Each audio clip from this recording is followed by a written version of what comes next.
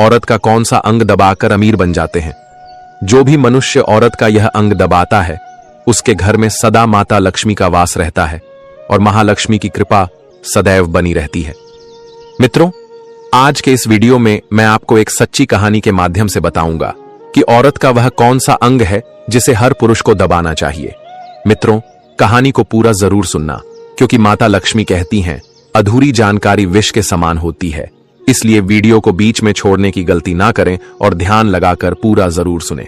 मित्रों, एक बार की बात है, भगवान श्री कृष्ण और माता लक्ष्मी शेषनाग पर बैठे हुए थे। तभी देवर्षि नारद उनके पास आते हैं और हाथ जोड़कर कहते हैं, हे प्रभु, आज मैं आपके पास अपने एक प्रश्न के निवारण के लिए आया हूं, कृपया उसका समाधान कीजिए। तब भगवान श्री कृष्ण कहते हैं, हे नारद जी, बताओ आपका कौन सा प्रश्न है। तब देवर्षि नारद कहते, जी हैं, हे प्रभु, मुझे आपसे यह जानना है कि स्त्री के कौन से अंग को छूने से मनुष्य के घर में अपार धन की प्राप्ति होती है और मां लक्ष्मी सदैव वहां पर निवास करती है। देवर्षि नारद की बात सुनकर भगवान श्री कृष्ण उनसे कहते हैं, हे देवर्षि जी, आज मैं आपको एक कथा सुनाता हूं, उसके माध्यम से आपको आपके सवाल का जवाब मिल जाएगा। फिर भगवान श्री कृष्ण देवर्षि नारद को कथा सुनाना आरंभ करते हैं और कहते हैं, हे देवर्षि जी, एक गांव में रवि नाम का एक व्यक्ति रहता था।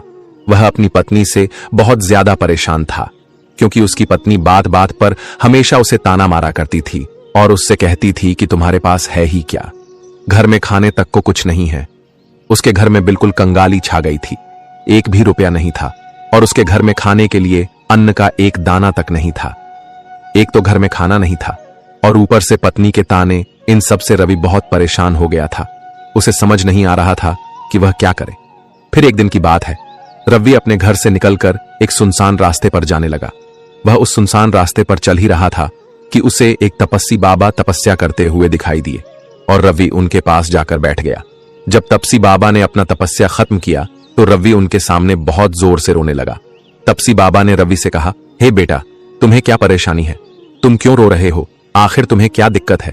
तब रवि ने तपस्वी बाबा से कहा, हे महाराज, घर पर मेरी बीबी है जो मुझे रोजाना धमकी देती है, ना तो पहनने के लिए कोई वस्तु है और तो और ना तो पीने के लिए पानी है।